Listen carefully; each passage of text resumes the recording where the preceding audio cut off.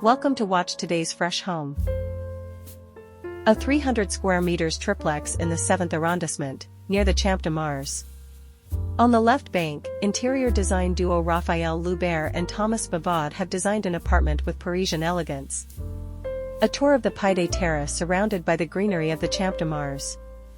Discreetly nestled in the heart of Paris's 7th arrondissement, an exceptional pied-à-terre has emerged on the hushed outskirts of the Champ de Mars. Designed by the Vevaud agency, this confidential project transforms two apartments, formerly independent, into a triplex of more than 200 square meters, attached to an existing residence of 500 square meters to achieve a majestic complex of more than 700 square meters. A rare project conceived as a Parisian setting surrounded by greenery that integrates historic craftsmanship with modern design.